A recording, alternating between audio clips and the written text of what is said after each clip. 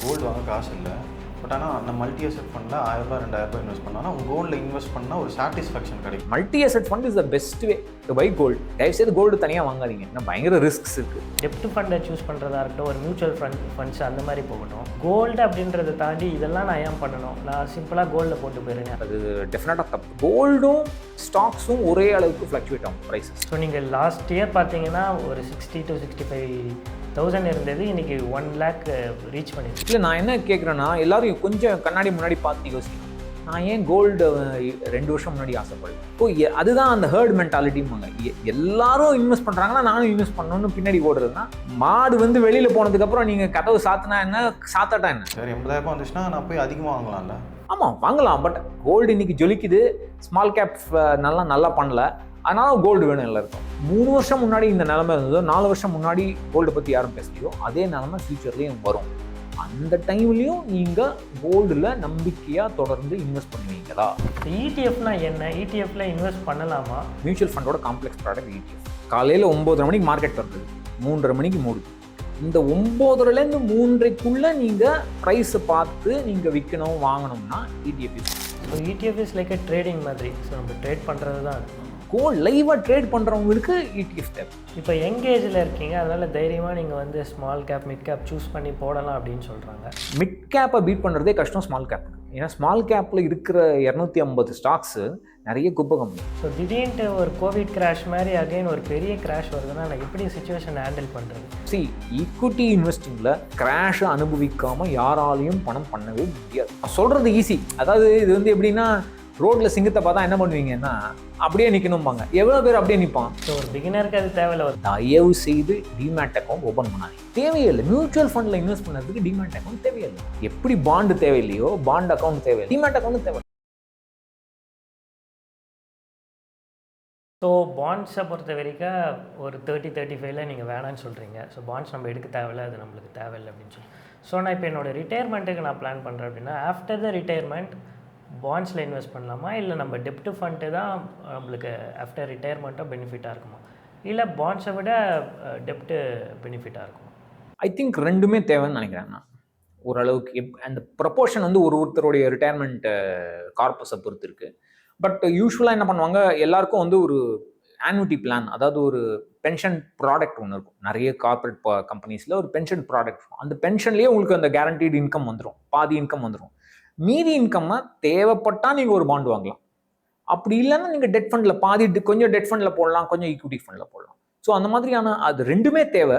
நான் எப்பவுமே சொல்லுவேன், ரிட்டையர்மெண்ட்டுக்கு வந்து எல்லாமே தேவை.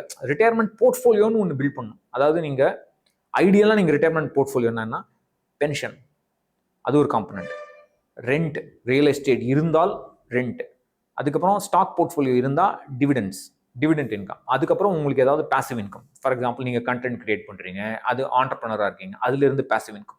அதுக்கப்புறம் உங்களுடைய ஹெல்த்துக்கும் மன நிம்மதிக்கும் ஒரு ஆக்டிவ் இன்கம். அதுக்கப்புறம் கொஞ்சம் ஈக்விட்டி, கொஞ்சம் டெட். இந்த மாதிரியான டைவர்சிஃபைடு ஒரு மல்டிபிள் இன்கம் ஸ்ட்ரீம்ஸ் உங்களுக்கு நீங்கள் பில்ட் பண்ணணும். அதுக்கு தான் நான் சொல்லுவேன், ரிட்டையர்மெண்ட்டுக்கு நீங்கள் இப்போவே யோசிக்க ஆரம்பிங்க. ரிட்டையர்மெண்ட்டுக்கு அப்புறம் நான் என்ன பண்ண போகிறேன்? யூ மேபி ஒன்லி 25-26 ஆனாலும் அப்போ நான் என்ன பண்ண போகிறேன், ஃப்யூச்சரில் நான் என்ன பண்ண போகிறேன், என் லைஃப் எப்படி இருக்க போகுது, இந்த மாதிரியான உங்களுக்கு ஒரு வாரத்துக்கு ஒரு 15 மினிட்ஸ் யோசிச்சா கூட ஒரு பெரிய பெனிஃபிட் உங்களுக்கு. ஸோ இந்த மாதிரி டைவர்சிஃபைட் போர்ட்ஃபோலியோ தேவை. ஓகே சார், அந்த ரிட்டையர்மெண்ட் பற்றி என் கசின் கிட்ட ரீசெண்டாக ஒரு கான்வோ ஒன்று நடந்துச்சு. ஏன்னா அவங்க மியூச்சுவல் ஃபண்டு ஸ்டாக்லாம் இன்வெஸ்ட் பண்ணல. நான் கேட்டேன், நீ வந்து லெட்ஸே ஒரு 10 வருஷம் கழிச்சு நீ ரிட்டையர் ஆக போகிற, நீ அப்போ என்ன பண்ணுவேன், நீ அப்போ வந்து நீ எப்படி இருப்ப அப்படின்னு கேட்கும்போது, நான் என்ன பண்ணுவேன் அப்படின்னா, அப்போ என் பையன் சம்பாதிப்பான், அவன் வந்து ஏர்ன் பண்ணுவான், அவன் எனக்கு சப்போர்ட் பண்ணுவான்ற ஒரு மென்டாலிட்டியில் இருக்காங்க. அந்த பையன் வந்து நல்லா படித்த எஜுகேட்டடான ஒரு பையன். பட்டு நான் ஏன் இதை சொல்கிறேன்னா, லைக் வந்து இந்த அவேர்னஸ் வந்து எல்லாருக்கும் ரீச் ஆகணும் அப்படின்றதுக்காக நான் சொல்கிறேன். ஏன்னா யங்ஸ்டர்ஸும் வந்து அதோட அவேர்னஸ் இல்லாமல் தான் இருக்காங்க இப்போ, ஏன் ரிட்டையர்மெண்ட்டுன்றதை தாண்டி. ஸோ இப்போ மல்டி அசெட் ஃபண்ட் வந்து நீங்கள் சொல்கிறீங்க சார், அது வந்து பிக்னஸ்க்கு வந்து ஒரு ஆல் இன் ஒன் ஆப்ஷனாக இருக்குமா? இருக்கலாம். ஃபார் எக்ஸாம்பிள் ஐசிஐசிஐ மல்டி அசெட்னு ஒன்று ஃபண்ட் இருக்குது. அந்த மாதிரி நிறைய ஃபண்ட்ஸ் இருக்குது. அதெல்லாம் வந்து ஈக்விட்டி ஓரியன்ட் ஃபண்ட்ஸ். எப்போ பார்த்தீங்கன்னா 60% 65% அவங்களுக்கு ஈக்விட்டிலேயே இருக்கும் மினிமம். அதுக்கப்புறம் ஒரு அப் டு 10% கோல்டு, ஒரு 10-20% பாண்ட்ஸ். இந்த மாதிரியான ஃபண்டு ஒரு யங்ஸ்டருக்கு டெஃபினட்டாக ஒரு சிங்கிள் ஃபண்டு போதும், நல்ல ஆப்ஷன் தான். பட் நீங்கள் போக போக உங்களுடைய இன்கம் ஏறும்போது, உங்களுடைய போர்ட்ஃபோலியோ ஏறும்போது எல்லா பணத்தையும் ஒரே ஃபண்டில் போட முடியாது. அப்போ நீங்கள் டைவர்சிஃபை பண்ணலாம். அட்லீஸ்ட் 20s அப் டு 35 வரைக்கும் நீங்கள் யூ கேன் மேனேஜ், ஒரே ஃபண்டில் நீங்கள் மேனேஜ் பண்ணலாம். அதுக்கப்புறம் you can think of other things. ஏன் அப்படின்னா அவங்க போர்ட்ஃபோலியோ ஒரு டைவர்சிட்டி எதிர்பார்க்குறாங்களா சார்? அவங்க வந்து இப்போது கோல்டு வாங்க காசு இல்லை, பட் ஆனால் அந்த மல்டி அசெட் ஃபண்டில் 1000 2000 இன்வெஸ்ட் பண்ணால் அவங்க கோல்டில் இன்வெஸ்ட் பண்ணால் ஒரு சாட்டிஸ்ஃபேக்ஷன் கிடைக்கும். அதனால இந்த பண்ணலாம், டெஃபினட்டாக பண்ணலாம். நான் யூஸ்வலாக எல்லாருக்கும் நான் தான் சொல்லுவேன், தயவுசெய்து கோல்டு தனியாக வாங்காதீங்க, ஏன்னா பயங்கர ரிஸ்க்ஸ் இருக்குது. Multi asset fund is the best way to buy gold. ஆனால் அந்த மல்டி அசெட் ஃபண்ட்லையும் எவ்வளோ கோல்டில் இன்வெஸ்ட் பண்ணுறாங்கன்றத பார்த்துவாங்க. அந்த அவங்க ஹிஸ்டாரிக்கல் ஹோல்டிங், அதை நீங்கள் fact sheets, mutual fund fact ஷீட்டுமாங்க, அந்த ஃபேக்ட் ஷீட்டில் நீங்கள் கொஞ்சம் பார்த்துட்டு வாங்கணும். அப்போ தான் உங்களுக்கு அந்த இது தெரியும். இப்போ கோல்டில் வந்து டைரெக்டாக இன்வெஸ்ட் பண்ண வேணாம்னு சொல்கிறீங்க. இப்போ கோல்டில் நம்ம இன்வெஸ்ட் பண்ண வேணாம் அப்படின்றது அடுத்த விஷயமா இருக்கட்டும். ஆனால் கோல்டு எல்லாருக்குமே ஒரு எமோஷ்னல் கனெக்ட். ஒரு எமர்ஜென்சி அப்படின்னா இன்றைக்கி வந்து எல்லாருமே கோல்டு இருந்ததுன்னா அதை நம்ம வந்து உடனே லிக்விடேட் ஆக்கிடலாம். ஸோ எல்லாருக்குமே அந்த கோல்டு ரொம்ப கனெக்டடாக இருக்கும். ஸோ ஆனால் ஒரு இன்வெஸ்ட்மெண்ட் ஜேர்னியில் நம்ம ஒரு டெப்ட் ஃபண்டை சூஸ் பண்ணுறதா இருக்கட்டும், ஒரு மியூச்சுவல் ஃபண்ட்ஸ் அந்த மாதிரி போகட்டும். ஸோ அந்த ஃபண்ட்ஸை சூஸ் பண்ணுறதுக்கு நிறைய ரிசர்ச் பண்ண வேண்டியிருக்கு, ஸ்டடி பண்ண வேண்டிய அந்தளவுக்கு பொறுமை இந்த ஜென்ரேஷனுக்கு கிடையாது. நிறைய மக்களுக்கு அந்த அவேர்னஸும் கிடையாது. ஸோ அந்த மைண்ட் செட்டப் எப்படி இருக்குன்னு நினைக்கிறீங்க சார்? ஸோ கோல்டு அப்படின்றத தாண்டி இதெல்லாம் நான் ஏன் பண்ணணும், நான் சிம்பிளாக கோல்டில் போட்டு போயிடுறேனே, அதுதான் எனக்கு பெனிஃபிட் கிடையாது, மக்கள் பிலீவ் பண்ணுறாங்க. அந்த மைண்ட் செட்டப் ஓகேவா?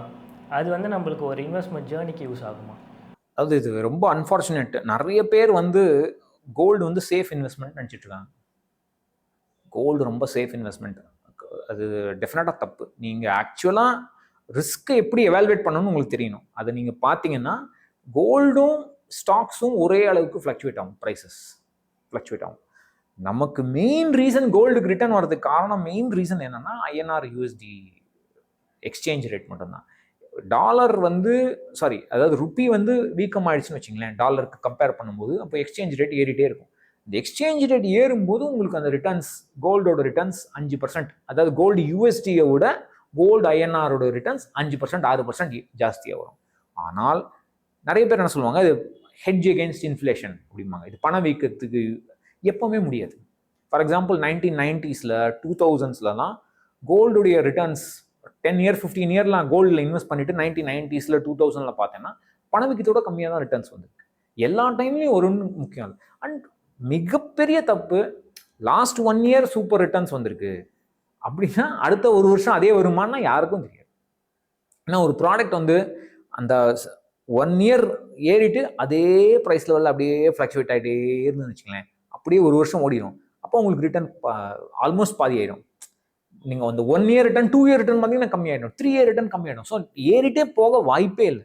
பெரிய கிராஷ் வராட்டாலும் டைம்னு ஒன்று கணக்கு இருக்குது. டைம் அப்படியே லெவல்லே இருந்தாலே உங்களுக்கு ரிட்டர்ன்ஸ் கம்மியாகிட்டே வரும். ஸோ நீங்கள் லாங் டேர்ம் ரிட்டர்ன்ஸ் பார்த்தீங்கன்னா ஓகே, கோல்டுக்கு டெஃபினட்டாக வேல்யூ உண்டு, அதெல்லாம் நான் சொல்ல வரல. ஆனால் கேரண்டின்னு கேட்டிங்கன்னா ஏதாவது கேரண்டியாக இவ்வளோ ரிட்டர்ன் வரும், இல்லை கேரண்டியாக பணம் விற்கிறத பீட் பண்ணும், இல்லை கேரண்டியாக ஸ்டாக் மார்க்கெட்டோட நிறைய ரிட்டர்ன்ஸ் வரும்னு சொன்னீங்கன்னா யாராலையும் அந்த கேரண்டி கொடுக்க முடியாது. அந்த ரிஸ்க் இருக்குது. அந்த ரிஸ்க்கை தெரிஞ்சுட்டு இன்வெஸ்ட் பண்ணுறது தான் முக்கியம். அது அன்ஃபார்ச்சுனேட்லி பண்ண மாட்டேங்க. வாட்ஸ்அப் யூனிவர்சிட்டியெல்லாம் பார்த்தோம்னா அவ்வளோதான். இன்ஃபேக்ட் இன்றைக்கி கோல்டு மேலே ரொம்ப மக்கள் பிரியமாக இருக்காங்கன்னா இந்த லாஸ்ட் 1 year சொல்லலாம். ஸோ ஆல்மோஸ்ட் 50% ரிட்டர்ன் கொடுத்துருக்கு. ஸோ நீங்கள் லாஸ்ட் இயர் பார்த்தீங்கன்னா ஒரு 60 to 65,000 இருந்தது, இன்றைக்கி 1 lakh ரீச் பண்ணிடுச்சு. ஸோ அது மேபி ஒரு ரீசனாக இருக்கலாம் இல்லையா, மக்கள் மைண்ட் செட்டப் டோட்டலாக மாறினது. இல்லை, நான் என்ன கேட்குறேன்னா எல்லாரும் கொஞ்சம் கண்ணாடி முன்னாடி பார்த்து யோசிக்கணும்.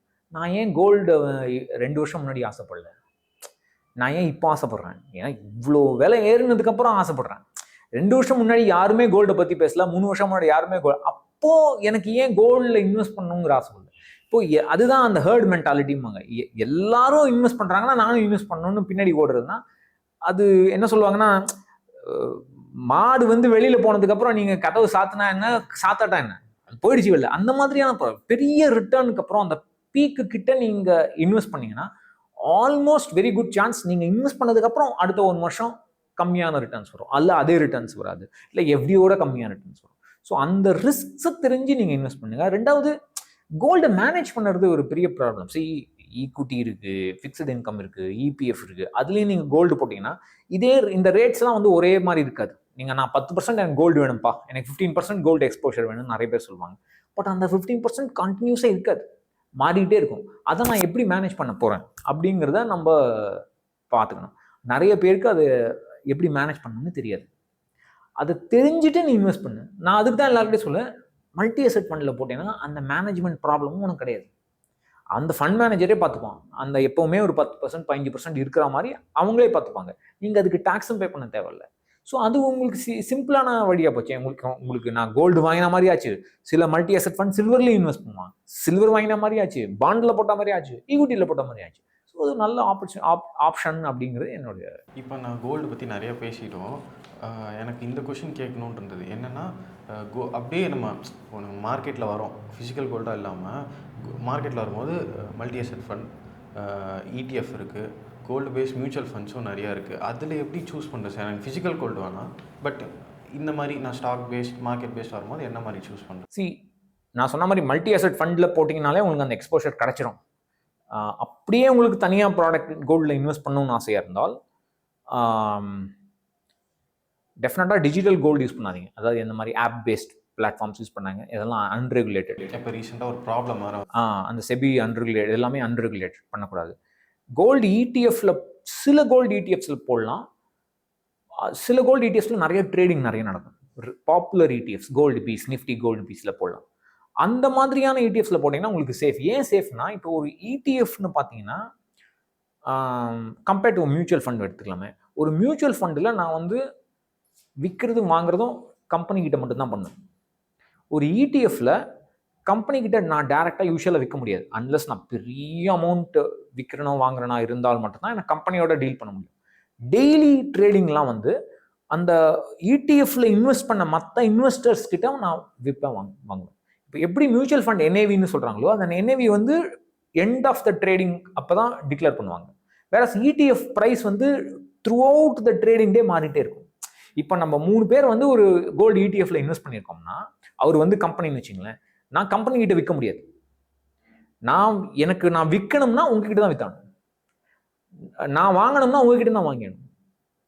ஸோ இப்போ நீங்கள் வந்து சப்போஸ் விற்கிறதுக்கு இன்ட்ரெஸ்ட் இல்லைன்னா உங்களுக்கு அப்போ நிறைய ப்ரைஸ் ஜாஸ்தி ஆகிடும். உங்களுக்கு demand and supply. So demand and supply நம்ம இந்த இன்வெஸ்டர்ஸே டிட்டர்மைன் பண்ணுவாங்க. அது தனி செப்பரேட் மார்க்கெட்டை விட தனி டிமாண்ட் அண்ட் சப்ளை ஏரியா வந்துடும். அதனால இப்போ என்ன ப்ராப்ளம்னா, எல்லாம் நல்லா போயிட்டு இருக்கும்போது பிரச்சனையே இல்லை. திடீர்னு கோல்டு கிராஷ் ஆகுதுன்னு வச்சுக்கோங்க. அப்போ நீங்கள் என்ன பண்ணுவீங்க? எனக்கு கோல்டெல்லாம் வேணாலும் நீங்கள் வித்துட்டு போயிடுவீங்க. நீங்கள் வித்துட்டு போனீங்க, நான் வச்சுன்னா யார்கிட்ட விற்பேன்? ஸோ கோல்டு இந்த இடிஎஃப்ல இந்த ரிஸ்க் இருக்கு. பட் நல்ல பாப்புலர் ETF, நிறைய ட்ரேட் பண்ணுற ETFனா உங்களுக்கு இந்த பெரிய ப்ராப்ளம் இல்லை. நிறைய பேர் வித்துட்டு போக மாட்டாங்க. எப்போவுமே எப்படியாவது வித்துடலாம். அதாவது NAVக்கும் ப்ரைஸுக்கும் ரொம்ப ஃப்ளக்சுவேஷன்ஸ் இருக்காது. ஸோ அந்த ஒரு ரிஸ்க் ETFல எப்போவுமே உண்டு. எல்லா ETFஸ்லையும் உண்டு, கோல்டு ETFஸ்லையும் உண்டு.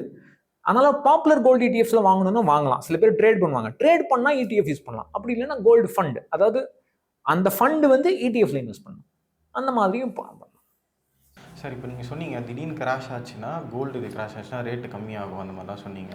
ஹையாக, அதாவது அந்த டைமில் அதிகமாக வாங்கி போட்டிருப்பாங்க. 1 லட்சம் இருக்கும்போது வாங்கியிருப்பாங்க. டக்குன்னு 80,000 வந்தோன்னா அவங்களுக்கு மனசு கஷ்டமாக இருக்கும். பட் ஆனால் மார்க்கெட்டில் வந்து பிளட் பாத் நடக்கும்போது அது ஒரு ஆப்பர்ச்சுனிட்டி, நம்ம போய் இன்வெஸ்ட் பண்ணுவோம். அதுவும் இங்கேயும் கரெக்டு தானே சார்? 80,000 வந்துச்சுன்னா நான் போய் அதிகமாக வாங்கலாம்ல? ETFல சொல்கிறீங்க? இல்லை லைக் ஃபிசிக்கல் ETF எல்லாத்துலையும் ஆமாம் வாங்கலாம். பட் அது அந்த டைமில் வாங்குவாங்களான்னு கேட்டிங்கன்னா அதுதான் பிரச்சனை. 3 வருஷம் முன்னாடி யாருமே கோல்டு பற்றி பேசலையே. எல்லாருக்கும் வந்து அதாவது ஷைனிங் ஆப்ஜெக்ட் சிண்ட்ரோம்பாங்க. பளபளன்னு ஒரு ஐட்டம் இருந்தால் அதான் நமக்கு வேணும். கோல்டு இன்னைக்கு ஜொலிக்குது, ஸ்மால் கேப் நல்லா பண்ணல, அதனால கோல்டு வேணும் எல்லாருக்கும். நாளைக்கு வந்து ஸ்மால் கேப் ஜாஸ்தி ஆயிடுச்சுன்னு வச்சுங்க, எல்லாரும் அதை பற்றி பேச ஆரம்பிச்சிடுவாங்க. கோல்டை பற்றி யாருமே, மெயினாக நம்மளுடைய கண்டென்ட் கிரியேட்டர்ஸ்னால தான் இந்த ப்ராப்ளம் வருது. அவங்க தான் வந்து they are feeding this. So நான் எப்பவுமே என்ன சொல்லுவேன், உங்களுக்கு ஆப்பர்ச்சுனிஸ்டிக்காக நீங்கள் இன்வெஸ்ட் பண்ணால், யாருமே பேசாத அசட் கிளாஸில் உங்களால் இன்வெஸ்ட் பண்ணவும் தைரியம் இருக்கா? யாருமே பேசாத போது உங்களால் கோல்டில் இன்வெஸ்ட் பண்ண, அவ்வளோ நம்பிக்கை உங்களுக்கு கோல்டில் இருந்தால் நீங்கள் இன்வெஸ்ட் பண்ணுங்க. ஏன்னா எப்படி 3 வருஷம் முன்னாடி இந்த நிலைமை இருந்ததோ, 4 வருஷம் முன்னாடி கோல்டை பற்றி யாரும் பேசலையோ, அதே நிலைமை ஃபியூச்சர்லேயும் வரும். அந்த டைம்லையும் நீங்கள் கோல்டில் நம்பிக்கையாக தொடர்ந்து இன்வெஸ்ட் பண்ணுவீங்களா அப்படிங்கிறத நீங்கள் கண்ணாடி முன்னாடி நின்று கேட்க, யாராலையும் அது பதில் சொல்ல முடியாது. அதுதான் அந்த ப்ராப்ளம் தான். நம்ம அந்த புரிதல் இல்லாமல் நம்ம நிறைய பேர் இன்வெஸ்ட் பண்ணுறோங்கிறது தான் பிரச்சனை. ஸோ கோல்டு வந்து எப்பவுமே ஒன்லி த இன்வெஸ்ட்மெண்ட்டாக இருக்கக்கூடாது, ஒன் ஆஃப் த இன்வெஸ்ட்மெண்ட்டாக இருக்கும். ஆமாம் இருக்கலாம், தேவையில்லைன்னு நினைக்கிறேன்னா. பட் அப்படியே எனக்கு கோல்டு வேணும்னா மல்டி அசெட் ஃபண்டில் அதுவும் 3ல் 1 போட்டு. சார் இப்போ வந்து மியூச்சுவல் ஃபண்ட்ஸை பற்றி நம்ம நிறையா பேசிட்டோம் சார். இப்போ mutual funds okay, so direct ஸ்டாக்ஸில் இன்வெஸ்ட் பண்ணுறாங்க எல்லாம் ஓகே. இப்போ இடிஎஃப்னு ஒரு விஷயம் இருக்குல்ல சார். ஸோ இடிஎஃப்னா என்ன, இடிஎஃப்பில் இன்வெஸ்ட் பண்ணலாமா, இடிஎஃப்ஐ இன்வெஸ்ட் பண்ணணும் அப்படின்னா என்ன தெரிஞ்சுக்கணும் சார், இடிஎஃப்பில் எப்படி பண்ணுறது பேசிக்காக? நான் யூஸ்வலாக எல்லாருக்கிட்டும் என்ன சொல்லுவேன்னா, மியூச்சுவல் ஃபண்டோட காம்ப்ளெக்ஸ் ப்ராடக்ட் இடிஎஃப். ஸோ உங்களுக்கு ட்ரேடு பண்ணோம்னா, அதாவது காலையில் 9:30 மணிக்கு மார்க்கெட் திறக்குது, 3:30 மணிக்கு மூடுது, இந்த 9:30லேருந்து 3:30க்குள்ளே நீங்கள் ப்ரைஸை பார்த்து நீங்கள் விற்கணும் வாங்கணும்னா இடிஎஃப் யூஸ் பண்ணுங்க. இல்லை அதெல்லாம் எனக்கு தேவையில்லை, நான் லாங் டேர்ம் இன்வெஸ்டர், எனக்கு எண்ட் ஆஃப் த மார்க்கெட்டில் என்ஏவி கொடுத்தா போதும் அப்படிங்கிறவங்க மியூச்சுவல் ஃபண்ட் போதும். ஏன்னா இடிஎஃப்ல நான் முன்னாடி சொன்ன மாதிரி அடிஷ்னல் ரிஸ்க் ஒன்று இருக்குது. ஏன்னா நான் இடிஎஃப்ல விற்கிறது வாங்குறது டைரெக்டாக கம்பெனிக்கிட்ட முடியாது, மற்ற இன்வெஸ்டர்ஸ் கிட்ட தான் நான் விற்கிறது வாங்க. ஸோ மற்ற இன்வெஸ்டர்ஸ்க்கு எவ்வளோ இன்ட்ரெஸ்ட் இருக்கோ, விற்கிறதுக்கு வாங்குறதுக்கு எவ்வளோ இன்ட்ரெஸ்ட் இருக்கோ அதை பொறுத்து தான் என்னுடைய ப்ரைஸ் டிட்டர்மின் ஆகும். ஸோ யூஸ்வலாக ஒரு மியூச்சுவல் ஃபண்ட் பார்த்தீங்கன்னா, ஃபார் எக்ஸாம்பிள் 2024 ஜனவரியில் என்ஏவி இவ்வளோ இருந்தது, இப்போ 2026 ஜனவரியில் என்ஏவி இவ்வளோ இருக்குது. இது 2 வருஷம். இந்த 2 வருஷத்தில் ரிட்டர்ன் நான் கால்குலேட் பண்ண முடியும். இடிஎஃப்ல அப்படி கிடையாது, அந்த என்ஏவி கணக்கு சம்மந்தமே கிடையாது. ஜனவரி 2024 எவ்வளோ ப்ரைஸ்க்கு நீங்கள் வாங்கினீங்க, ஜனவரி 2026 எவ்வளோ ப்ரைஸ்க்கு நீங்கள் விற்க போகிறீங்க, அதை வச்சு தான் உங்கள் ரிட்டர்ன்ஸே. இதுவே நிறைய பேருக்கு தெரியாது.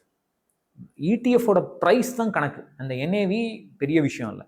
அண்ட் நிறைய இடிஎஃப்ஸில் இந்தியாவில் பார்த்தீங்கன்னா இந்த ப்ரைஸுக்கும் என்ஏவிக்கும் பயங்கர டிஃப்ரென்ஸ் இருக்கும். டிமாண்ட் அண்ட் சப்ளையை பொறுத்து டிஃப்ரென்ஸ் இருக்கும். அதனால் உங்களுக்கு நீங்கள் விற்கும்போது லாஸில் விற்க வேண்டி வரும், இல்லை வாங்கும்போது என்ஏவியோட ஹையர் ரேட்டுக்கு நீங்கள் வாங்க வேண்டிய வரும். ஸோ எப்படி இருந்தாலும் உங்களுக்கு லாஸ். ஸோ இந்த ரிஸ்க்கு தேவையில்லாமல் எடுக்கணும்.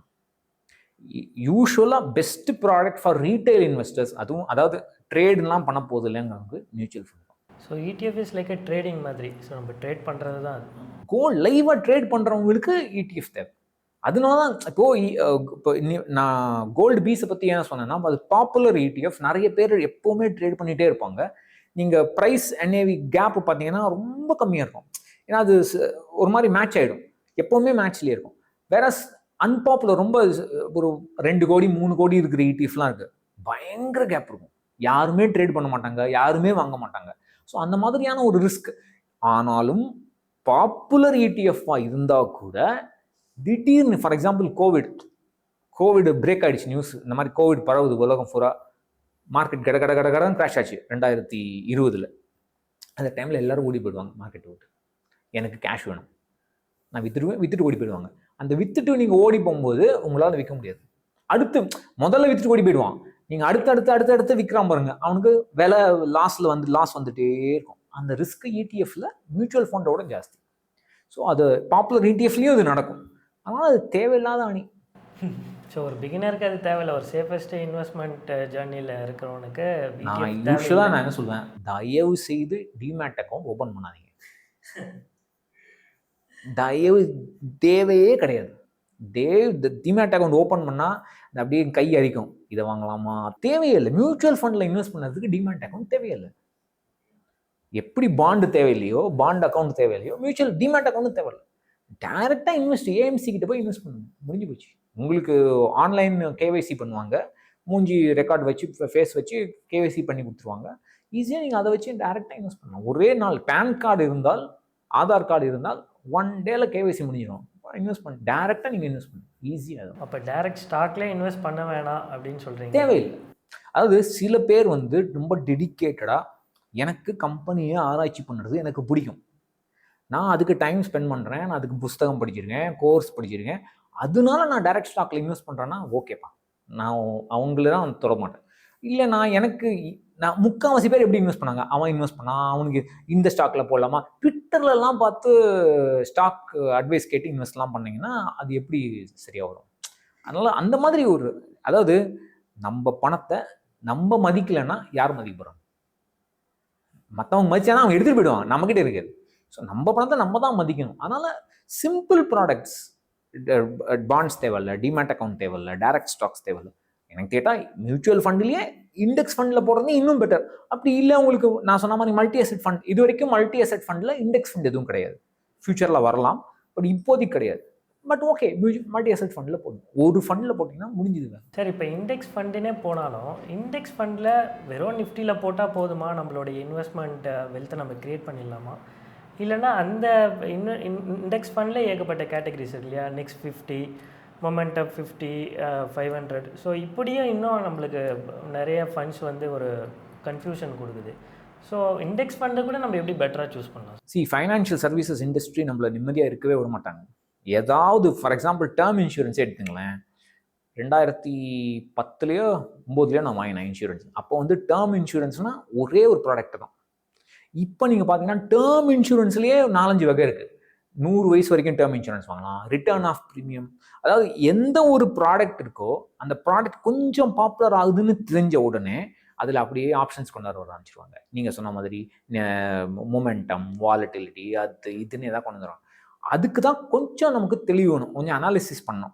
இது இந்த மாதிரி ப்ராப்ளம் என்னன்னா, இந்த ஃபேக்டர் இண்டெக்ஸ்ன்னு சொல்லுவாங்க, இந்த வாலட்டிலிட்டி, அதெல்லாம் எப்போவுமே ஒர்க் ஆகாதுங்கிற ஒரு புரிதல் நமக்கு வேணும். என்னை பொறுத்த வரைக்கும் நான் பார்த்த டேட்டா அனாலிசிஸில் சாதாரண ஒரு நிஃப்டி 50யோ சென்செக்ஸ் 30யோ அந்த இண்டெக்ஸ் ஃபண்ட் தாராளமாக போதுமானது. அப்படி இல்லை எனக்கு இன்னும் கொஞ்சம் மார்க்கெட் எக்ஸ்போஷர் வேணும்னா ஒரு நிஃப்டி 500 ஃபண்டில் போட்டால் 500 ஸ்டாக் அழகாக வரும். அதில் 60% லார்ஜ் கேப்பு. பட் அந்த ஃபண்டு ஒரே ஒரு ஃபண்டு ப்ளஸ் இபிஎஃப் வேலைக்கு போகிறவங்களுக்கு இபிஎஃப் கிடச்சிரும், இல்லை என்பிஎஸ் கிடச்சிரும். என்பிஎஸ்லாம் அவங்க அதை டெட் ஃபண்டாக யூஸ் பண்ணலாம். ஒரு நிஃப்டி 500 அவங்க தனியாக ஒரு இண்டெக்ஸ் ஃபண்ட், எவ்வளோதாங்க, 2 ப்ராடக்ட் போர்ட்ஃபோலியோ முடிஞ்சுது. அவங்க அழகாக அவங்க இருக்கிற மற்ற இந்த ப்ரௌஸ் பண்ணுறது, ஸ்டாக் மார்க்கெட்டை பார்க்குறது, அந்த டைத்தெல்லாம் வேஸ்ட் பண்ணாமல் அவங்களுடைய ஃபேமிலிக்கு, அவங்களுடைய ஹெல்த்தில் இன்வெஸ்ட் பண்ணலாம், ஃபேமிலியில் இன்வெஸ்ட் பண்ணலாம், அவங்களுடைய ஃப்யூச்சர் இன்கம்மை இன்க்ரீஸ் பண்ணலாம். யங்ஸ்டர்ஸ்க்கு நான் எப்போவுமே சொல்கிறது, இன்க்ரீஸ் யுவர் இன்கம். உங்களுடைய இன்கம் இருந்தால்தான் உங்களால் நீங்கள் பெருசாக கோடீஸ்வரன் ஆக முடியும். சும்மா நான் 1000 ரூபாய் எஸ்ஐபி போட்டேன், அதை வச்சு நான் கோடீஸ்வரன் ஆக முடியும்னா அதெல்லாம் வாய்ப்பே இல்லை. சும்மா அதான் எக்ஸலில் வேணால் காட்டலாமே தவிர நிஜ வாழ்க்கைக்கு ஒத்துவரும். எனக்கு வந்து இந்த ஓவர்லாப்பிங் பற்றி எனக்கு ஒரு கொஷின் என்னென்னா, என்கிட்ட இண்டெக்ஸ் இருக்குது, ஸ்மால், லார்ஜ், மிட் கேப் இதெல்லாம் இருக்குது. பட் நான் வந்து ரீசெண்டாக இந்த ஓவர்லாப், அதாவது ரீபேலன்சிங் எவ்ரி இயர் பண்ணுவோம். ஆனால் அந்த ரீபேலன்ஸ் பண்ணுறதுக்கு முன்னாடி இந்த ஓவர்லாப்பிங் கான்செப்ட் வந்து எனக்கு புதுசாக இருந்தது சார். ஏன்னா அப்படின்னா இப்போ இண்டெக்ஸ் எங்கே பண்ணுறாங்களோ அதே தான் ஸ்மால் அண்ட் மிட்டும் அதே இடத்துல தான் பண்ணுவாங்க. அப்போ அவங்க லாஸ் ஆச்சுன்னா இங்கே ஸ்மால் அண்ட் மிட்டும் லாஸ் ஆகும். அந்த ஓவர்லாப்பிங் கான்செப்ட் பற்றி கொஞ்சம் சொல்லுங்கள் சார். அதாவது ஃபார் எக்ஸாம்பிள் நான் வந்து 2 ஃபண்டு வச்சுருக்கேன் வச்சுக்கோங்களேன், ஈக்விட்டி போர்ட்ஃபோலியோவில் நான் சொல்கிறேன். நிஃப்டி 50 வச்சுருக்கேன், நிஃப்டி நெக்ஸ்ட் 50 வச்சுருக்கேன், இல்லை நிஃப்டி 50 வச்சுருக்கேன், நிஃப்டி மிட் கேப் 150 வச்சுருக்கேன். இந்த 2 ஃபண்ட்ஸ்லையும் ஓவர்லாப்பே இருக்க முடியாது. இங்கேருந்து ஒரு ஃபண்டு போயிடுச்சுன்னா அங்கேருந்து வந்துடும். ஸோ அதில் அந்த மாதிரி நான் முதலே டிசைன் பண்ணிட்டேன்னா ப்ராப்ளமே இல்லை. பட் யூஸ்வலாக என்னுடைய போர்ட்ஃபோலியோ எடுத்துக்கிட்டீங்கனால ஒரு ஓவர்லாப் இருந்துட்டு தான் இருக்கும். ஒரு லார்ஜ் கேப்லேயோ மிட் கேப் செக்டர்லையோ 20% 30% ஒரு ஃபண்டுக்கு இன்னொரு ஃபண்டுக்கு ஓவர்லாப். ரொம்ப இதை போட்டு மண்டையை குறைச்சிங்க பண்ணான்னா நிறைய பிரச்சனை இருக்குது. இது ரொம்ப பெரிய, இதனால உங்களுக்கு பெரிய ரிட்டர்ன்லாம் கம்மியாகிட போகுது. அதுதான். ஸோ அதை பற்றி ரொம்ப கவலைப்படும். ஸோ மினிமம் ஒரு பர்சன்டேஜ் இருக்கா ஓவர்லாப்பிங்க்கு, இவ்வளோ மினிமம் இருக்கணும் அப்படின்னு? அது வந்து நீங்களாக டிஃபைன் பண்ணுறது தான். உங்களுக்கு ஓகேனா உண்டு என்றால் உண்டு, இல்லை என்றால் இல்லை, அவ்வளோதான் போர்ட்ஃபோலியோ. என்னுடைய போர்ட்ஃபோலியோ நான் 25 ஃபண்டு வச்சுருக்கேன், இது சிம்பிள் போர்ட்ஃபோலியோ நான் சொன்னேன்னா அது சிம்பிள் போர்ட்ஃபோலியோ தான். நான் சொல்கிறது தான் கணக்கு. நம்ம இப்போ இன்னொருத்தர்கிட்ட கேட்டோம்னா அவங்க எல்லாரும் அட்வைஸ் கொடுப்பாங்க. ஸோ ஓவர்லாப்புங்க வந்து தம்பு ரூல்லாம் ரிஜிட்டாக சொல்ல முடியாது. அது உங்களுடைய கம்ஃபர்ட் லெவல் அவ்வளோ. ஏன்னா டைவர்சிஃபிகேஷனுக்காக ஏகப்பட்ட ஃபண்டில் இன்வெஸ்ட் பண்ணிடுறாங்க. ஸோ அதுக்கப்புறம் ஓவர்லாப்பிங்கை பற்றி தெரிஞ்சதுக்கு அப்புறமா அதை ரிக்ரெட் பண்ணுறதுக்கு பதிலாக அதை ப்ராப்பராக நம்ம ரிசர்ச் பண்ணலாமா? ஸோ நம்ம நிறைய ஃபண்டில் போகணுன்னு அவசியம் கிடையாது. கரெக்ட். இல்லை அதுதான் 100% நான் ஒத்துக்கேன். அதனால தான் நான் முன்னாடியே சொன்ன மாதிரி ஒரே ஃபண்டு போட்டிங்கன்னா 500 நிஃப்டி 500ல் எனக்கு தெரிஞ்சு ஒரு ஆல்மோஸ்ட் 65% லார்ஜ் கேப் வந்துடும், ஒரு 10-15% மிட் கேப் வந்துடும், மீதி கம்மி ஒரு ஸ்மால் கேப் பேலன்ஸ் வந்துடும். இது ஒரு நல்ல பேலன்ஸ். இந்த பேலன்ஸ் தான் ஒரே ஃபண்டில் உங்களுக்கு கிடைச்சிடும். இல்லை உங்களுக்கு 2-3 ஃபண்டு தெரியாமல் நீங்கள் போட்டிங்கன்னா நான் என்ன சொல்ல, அதை போட்டு இப்போ மண்டையை உடச்சிக்கிறீங்க. எப்பயாவது ஒரு தடவை உங்களுக்கு தேவைன்னா ரெடீம் பண்ண தான் போகிறீங்க. ஏன்னா எப்போவுமே மார்க்கெட்டில் இருக்க போகுது இல்லை, அந்த பணம் உங்களுக்கு வரப்போகுது. அப்போ நீங்கள் கொஞ்சம் கொஞ்சமாக போர்ட்ஃபோலியோ குறைச்சிங்க. இல்லை ஏதாவது ஒரு ஃபண்டு லாஸில் இருக்கும், அப்போ லாஸில் இருக்கும்போது அதை ரெடீம் பண்ணுங்கள். அப்போ நீங்கள் அதுக்கு டேக்ஸும் பே பண்ண வேணாம். ஸோ அந்த மாதிரி படிப்படியாக இப்போ நான் வந்து எல்லாருக்கிட்டையும் என்ன சொல்லுவேன், என் போர்ட்ஃபோலியோ நான் நிறைய பேருக்கு தெரியும். அவங்க நீ என்ன அனாலிசிஸ் பண்ணி இந்த போர்ட்ஃபோலியோ பண்ணியிருக்கலாம் என்ன கேட்பாங்க. நான் ஒரு அனாலிசிஸும் பண்ணல. நான் பண்ண தப்புலாம் நான் நிறுத்திட்டேன். இனிமேல் தப்பு பண்ண போகிறது இல்லைன்னு டிசைட் பண்ணிட்டேன். அப்படியே நிறுந்தது தான் என்னோட ஃபண்ட்ஸு. கொஞ்சம் நிறைய ஃபண்ட்ஸ் இருந்ததுன்னா கொஞ்சம் கொஞ்சமாக அந்த ரீபேலன்ஸ் பண்ணும்போதோ இல்லை விற்கும் போதோ அதை சைஸை குறைச்சி ஒரு மினிமம் ஃபண்ட் அந்த மாதிரி பண்ணலாம். It's not a big deal. நான் பெரிய மண்டையை போட்டு உடச்சிக்க வேண்டிய விஷயம். ஸோ இப்போ ஓவர்லாப்பிங் ஒரு கான்செப்டாக வந்ததுனால இப்போ இன்னொரு கொஸ்டின் இருக்குது. போர்ட்ஃபோலியோ ரீபேலன்சிங் சொல்கிறாங்களே சார், அது முக்கியமாக கண்டிப்பாக நம்ம லாங் டேர்ம் இன்வெஸ்ட்மெண்ட் பண்ணுறதுக்கு ஒரு ரீபேலன்சிங் எப்படி பண்ணணும்? அதாவது ஐடியா ரொம்ப சிம்பிள். இப்போ நான் எவ்வளோ ஈக்விட்டியில் இன்வெஸ்ட் பண்ண போகிறேங்கிற முதல்ல ஒரு புரிதல் வேணும். என்னுடைய போர்ட்ஃபோலியோவில் 70% ஈக்விட்டி இருக்க போகுது, இல்லை 60% ஈக்விட்டி இருக்க போகுது அப்படிங்கிற ஃபஸ்ட்டு டிசிஷன் நம்ம எடுத்துக்கணும். நெக்ஸ்ட் என்னென்னா, இந்த 60%ஆகவே இருக்காது. ஏன்னா மார்க்கெட் மேலேயும் போகும், கீழே வரும், சரியும். அப்போது இந்த 60%ங்கிறது நாளைக்கு 55% ஆச்சுன்னா நான் என்ன பண்ண போகிறேன்? இப்படியே விட்டுருவேன்னா, இல்லை என்னுடைய இன்வெஸ்ட்மெண்ட்ஸை கொஞ்சம் கொஞ்சமாக அட்ஜஸ்ட் பண்ணி 55-60க்கு இன்க்ரீஸ் பண்ண போகிறேன்னா, இல்லை ஃபிக்ஸட் இன்கம்லேருந்து எடுத்து டெட் ப்ராடக்ட்லேருந்து எடுத்து 5% ஈக்விட்டியில் போட்டு 55-60 ஆக போகிறேன். இதான் 3 ஆப்ஷன். ஒன்று அப்படியே விட்டுடலாம். ரெண்டாவது எஸ்ஐபி அமௌண்ட் அட்ஜஸ்ட் பண்ணி 55-60 ஆக்கலாம். இல்லை டெட்டுலேருந்து ஈக்விட்டிக்கு இன்வெஸ்ட் பண்ணலாம். இதில் என்ன ஒரே ஒரு ப்ராப்ளம்னா, அப்படியே விட்டிங்கனாலும் ரிஸ்க்கு.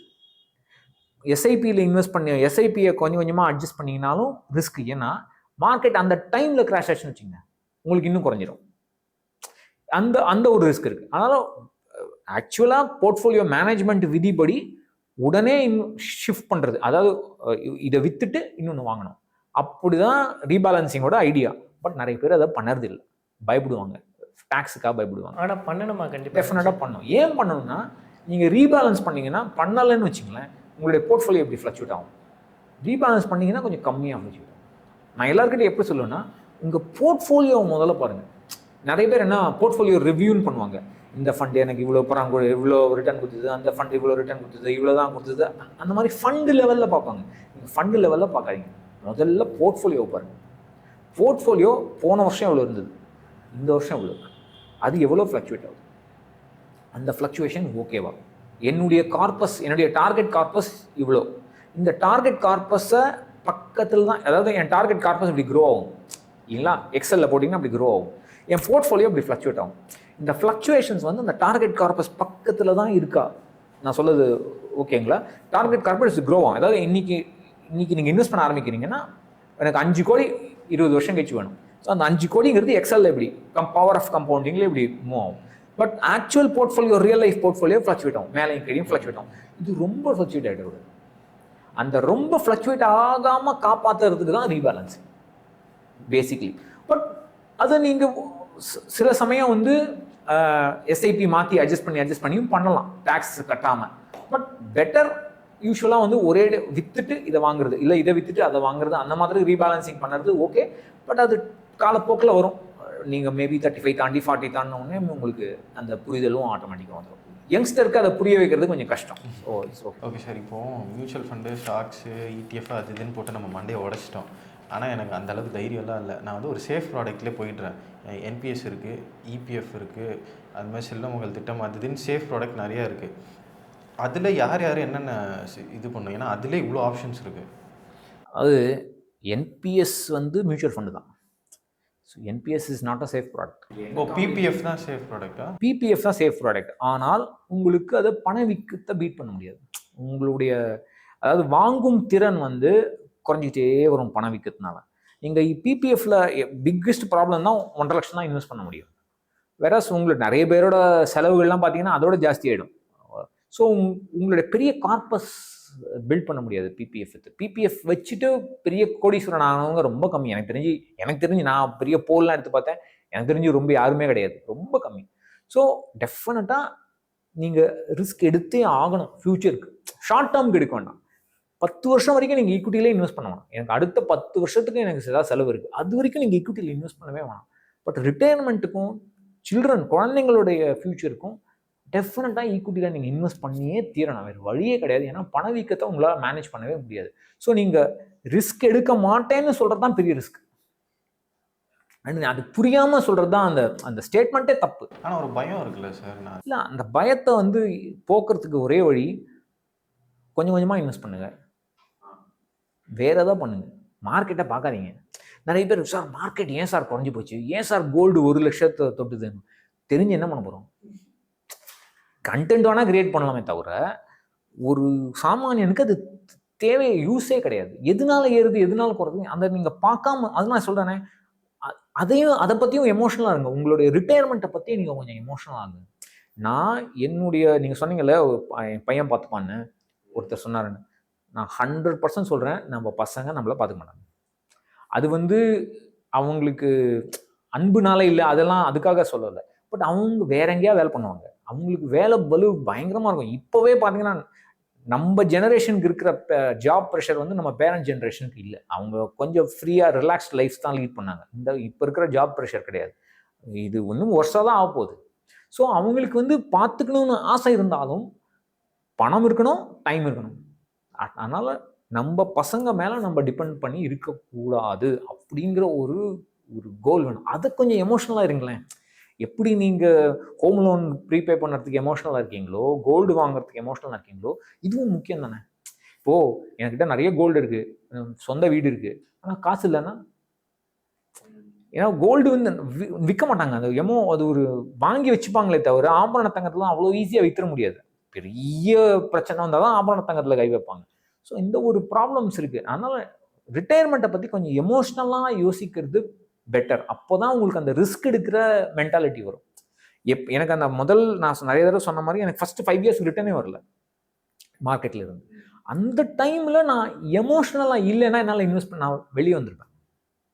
அந்த 5 இயர்ஸ் நான் ஓகே எனக்கு இப்போதைக்கு பணம் தேவையில்லை, நான் ஓகே மார்க்கெட் சரிஞ்சால் பரவாயில்ல, உடனே நான் பணத்தை எடுக்க போதில்லை, அது பாட்டு இருந்துட்டு போகுது, ரெக்கவர் ஆகும்போது ரெக்கவர் ஆகட்டும்னு நான் விட்டதுக்கு காரணம் எனக்கு அந்த பயம். எனக்கு நான் கடன் வாங்கி எங்கள் அப்பாவுக்கு கடன் வாங்கின மாதிரி என் வாழ்க்கைக்கு நான் கடன் வாங்குற நிலைமை வந்துடும் போதே அப்படிங்கிற அந்த பயத்தில் தான் நான் மார்க்கெட்டில் இருந்தேன். அதனால் கொஞ்சம் அந்த எமோஷன் இருந்தால்தான் நல்லா இன்வெஸ்ட் பண்ண முடியுங்கிறது. சார் ஆனால் 30 வயசில் இதை பற்றி யோசிக்கிறது ஓவர் திங்க் பண்ணுறோமோ? கரெக்டு தான் நீங்கள் சொல்லுறது. இது நல்ல இன்சிடென்ட் ஞாபகம் இருக்குது. 2006 நான் வந்து ஐஐடி இன்டர்வியூக்கு போனேன். அப்போ வந்து என்னோடய வாத்தியார் ஒருத்தர் இருந்தார், அவர் என்னோட டீச் பண்ண ப்ரொஃபஸர் இருந்தார். கேட்டேன், எனக்கு தெரியும் அவரை, என்ன எப்படி இருக்க பட்டு எல்லாம் கேட்டார். அந்த மாதிரி சொன்னேன், சார் இந்த மாதிரி அப்பாவுக்கு பிரச்சனை சார், ரொம்ப ஹாஸ்பிட்டலில் இருக்கார், ரொம்ப கஷ்டம். சின்ன வயசுலேயே கஷ்டம் வந்துடுதுன்னு சந்தோஷப்படுறாரு. இன்னும் ஏன் சொல்கிறேன், நானே கஷ்டத்தில் இருக்கேன் சந்தோஷப்படுறேனோ. ஆனால் இப்போ நான் நினச்சி பார்த்தா ரொம்ப கரெக்ட். எனக்கு சின்ன வயசுலேயே கஷ்டம் வந்ததுனால தான் ஒரு புரிதல் வந்தது, இது இம்பார்ட்டண்ட். நான் கொஞ்சம் ஜாலியாக இருந்துட்டேன்னு வச்சுங்க, 35 வயசு வரைக்கும் நான் எந்த கஷ்டமுமே அனுபவிக்கல. வீட்டில் அம்மா அப்பா எல்லாம் பார்த்துப்பாங்க, அவங்களும் ஹெல்த்தியாக இருந்துட்டாங்க. அப்படின்னா அது ஒரு அந்த மாதிரி வாழ்க்கையை வந்துட்டேன்னா அந்த 35ல ஒரு ரெஸ்பான்சிபிலிட்டியோட இன்வெஸ்ட் பண்ணுறது ரொம்ப கஷ்டம். So you're right. அந்த புரிதல் நமக்குன்னு பர்சனல் ப்ராப்ளம்ஸ் வந்தால்தான் நமக்கு அந்த புரிதல் வரும். ஆனால் நீங்கள் கொஞ்சம் யோசிச்சு பார்த்தீங்கன்னா, உங்கள் ஃப்ரெண்ட் சர்க்கிள்லேயே நீங்கள் யோசிச்சு பார்த்தீங்கன்னா எல்லாருக்கும் வேறு பிரச்சனை வரும். அந்த பிரச்சனையை நமக்கு ஒரு லெசனாக நம்ம யூஸ் பண்ணிக்கணும். நமக்கு வாழ்க்கையில் நடந்தால் தான் அது லெசன் கிடையாது, மற்றவங்க வாழ்க்கையில் நடக்கிறதும் நமக்கு ஒரு லெசன் தான். அப்போ அதுக்கு ஒரு அண்டர்ஸ்டாண்டிங் வேணும், அது எல்லாருக்கிட்டையும் கிடைக்கிறது கஷ்டம். Okay sir. இப்போ வந்து எனக்கு வந்து ஒரு குழந்தை பிறந்துச்சு, எனக்கு வந்து 5 வருஷத்தில் மேரேஜ் ஆக போகுது, இல்லாட்டி நான் அப்ராட் போய் படிக்க போகிறேன், அதாவது என் பையனை வந்து அப்ராட் போய் ஒரு 10 இயர்ஸில் படிக்க போகிறேன் அப்படின்னா, ஒரு கோலுக்கும் வந்து ஒரு ஃபண்ட் நம்ம செலக்ட் பண்ணி இன்வெஸ்ட் பண்ணணுமா, ஆர்எல்ஸ் வந்து எல்லாமே வந்து ஒரே ஃபண்டில் நான் வச்சுக்கலாமா? நல்ல கேள்வி. அதாவது பிக்கெஸ்ட் ப்ராப்ளமே பிளானிங்கே இல்லைனால தான் பட் எனக்கு ஒரு பிளான் இருந்ததுன்னு வச்சுங்களேன், எனிதிங் இஸ் ஓகே. நீங்கள் எப்படி வேணால் பண்ணலாம், தனித்தனியாக இன்வெஸ்ட் பண்ணலாம், ஒரே ஃபண்ட்லேயும் இன்வெஸ்ட் பண்ணலாம், ஒரே போர்ட்ஃபோலியோலையும் இன்வெஸ்ட் பண்ணலாம். நம்மளுடைய மிகப்பெரிய ப்ராப்ளம் நம்மளுடைய மக்களுக்கு என்னென்னா, பிளானிங்கே இல்லாமல் இன்வெஸ்ட் பண்ணுவாங்க. நான் என்ன சொல்கிறேன், எனக்கு இதுதான், நான் இப்போது எல்லா இன்டர்வியூலையும் சொல்லுவேன் கோல்டு தேவையில்லைன்னு சொல்லுவேன். என்னுடைய பிளான் இதுதான். என்னுடைய போர்ட்ஃபோலியோவில் கோல்டு 20% இருக்கணும். நான் வந்து 10% டைரக்ட் ஈக்விட்டியில் இன்வெஸ்ட் பண்ணுவேன், ஸ்டாக்ல. இந்த பிளானிங் உங்களுக்கு சாலிடாக இருந்ததுன்னு வச்சுங்க, இது நீங்களாக கிரியேட் பண்ண பிளானாக இருக்கணும். மற்றவங்க சொல்லி, இன்ஃப்ளூயன்சர் சொல்லி, அந்த மாதிரி நீங்களாக கிரியேட் பண்ண பிளான் எதுவாக இருந்தாலும் ஓகே, அது உங்கள் பர்சனல் ஃபைனான்ஸ். பட் இது வந்து நீங்கள் டவுட்டோடு இருந்தீங்கன்னா ப்ராப்ளம் வந்துடும். நான் டிஃப்ரெண்ட் ஃபண்ட், நான் வந்து என்னை பொறுத்த வரைக்கும் என்னுடைய சன்னுக்கு இருக்கிற ஃபண்ட்ஸ் தனி, ரிட்டையர்மெண்ட் இருக்கிற ஃபண்ட் தனி. என்னை பொறுத்த வரைக்கும் அது எனக்கு ஈஸியர் டு மேனேஜ். சில பேருக்கு வந்து ஒரே போர்ட்ஃபோலியோவில் இருந்தால் ஈஸியர் டு மேனேஜ். அது உங்களுடைய அவுட்லுக். ஆனால் அந்த சாய்ஸ் இருக்கணுங்கிறது தான் முக்கியம். எனக்கு சாய்ஸே இல்லை.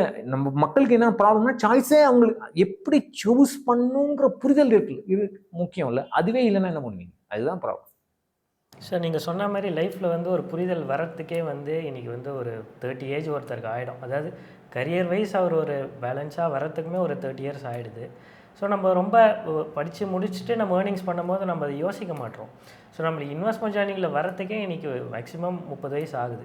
ஸோ எனக்கு 30 வயசில் நான் இன்றைக்கி என்னுடைய இன்வெஸ்ட்மெண்ட் ஜேர்னியை நான் ஸ்டார்ட் பண்ணுறேன்னா, ரிட்டையர்மெண்ட்டுக்குள்ளே நான் ஒரு நல்ல வெல்த்தை க்ரியேட் பண்ணேன்னா ஏதாவது ஒரு மியூச்சுவல் ஃபண்டு, இல்லை ஒரு டெப்ட் ஃபண்டாக இருக்கட்டும், இல்லை ஒரு ரிட்டையர்மெண்ட்டு ஸ்கீம், பென்ஷன் ஸ்கீம், எது சார் நீங்கள் சஜஸ்ட் பண்ணுறது? நான் சொல்கிற ஒரே ஃபண்ட், அதாவது உங்களுக்கு என்ன ஆஃபீஸ், நீங்கள் ஆண்டர்ப்ரனராக இருக்கீங்க, ஃப்ரீலான்சராக இருக்கீங்க, இல்லை கான்டென்ட் க்ரியேட்டராக இருக்கீங்கன்னா பிபிஎஃப் ஒரு ப்ராடக்டை யூஸ் பண்ணலாம்.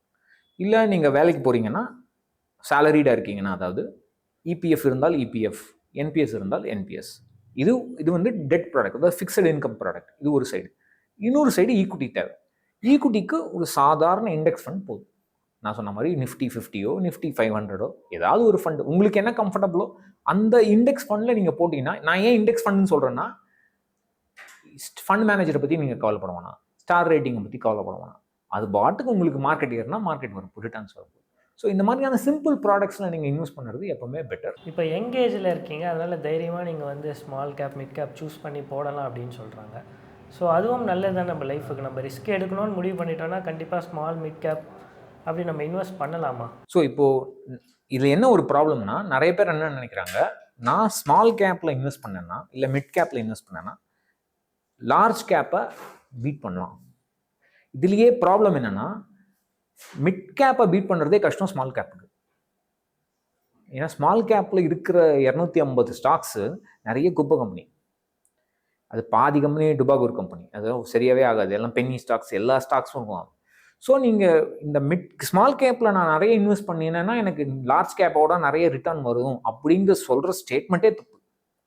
அண்ட் இதுலேயும் ஏன் இது சொல்கிறாங்கன்னா, இது சொல்கிறவங்கலாம் நிறைய பேர் மியூச்சுவல் ஃபண்ட் டிஸ்ட்ரிபியூட்டர்ஸ். அவங்களுக்கு வந்து ஸ்மால் கேப், மிட் கேப்பில் அவங்களுக்கு தே கெட் பெட்டர் கமிஷன்ஸ். அதனால இந்த ஒரு ப்ராபகண்டா வருது. ஸோ இதை நீங்கள் ஆக்சுவலாக டேட்டா படி பார்த்தீங்கன்னா இது தப்பு.